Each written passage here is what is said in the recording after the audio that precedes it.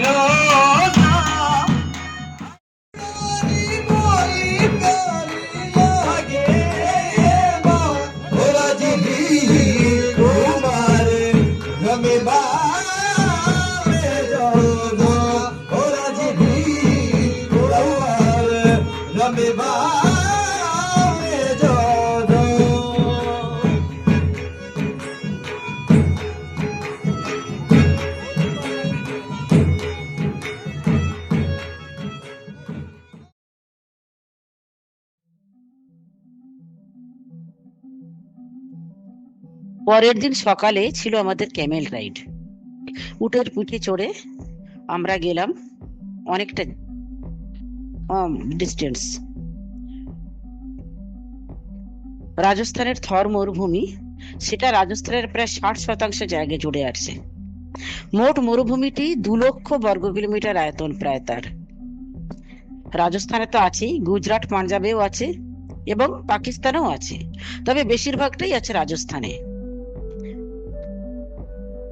এই যে অনাদিগন্ত বিস্তৃত বালুকা রাশি, ধু ধু বালুকাময় প্রান্তর, তারও কিন্তু একটা আলাদা সৌন্দর্য আছে।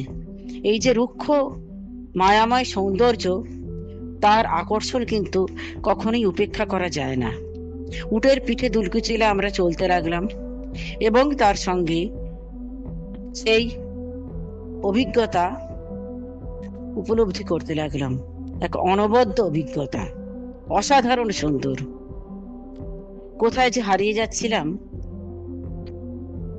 স্নিগ্ধ সকাল, নরম আলু আর মরুভূমির বালুকা রাশি, এই তিনের মেলবন্ধনে সত্যি কথায় একটা অপূর্ব ভালো লাগা মনে ছেয়ে যাচ্ছিল।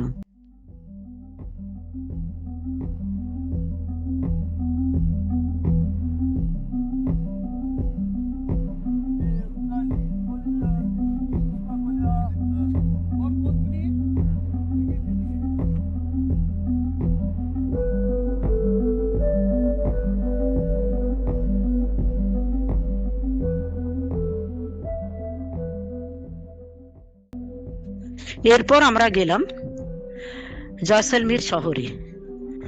সেখানে দেখলাম জয়সলমীর ফোর্ট, নামেই জয়সলমীর ফোর্ট, কিন্তু বাঙালিরা তো বটেই, রাজস্থানীরাও কিন্তু সেটাকে চেনেন সোনার কেল্লা বলে।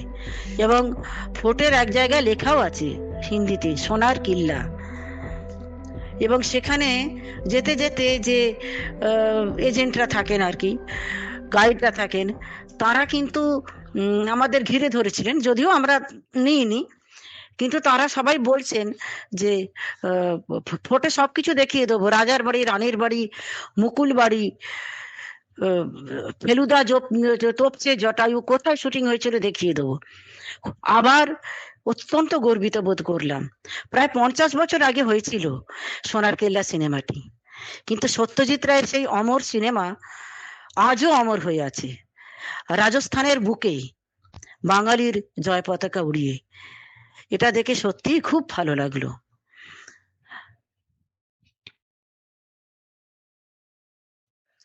আমার ভিডিওটি যদি ভালো লাগে তাহলে লাইক, শেয়ার, সাবস্ক্রাইব করে পাশে থাকবেন, এইটুকুই অনুরোধ। আজকের মতন এখানেই শেষ করছি, আবার দেখা হবে।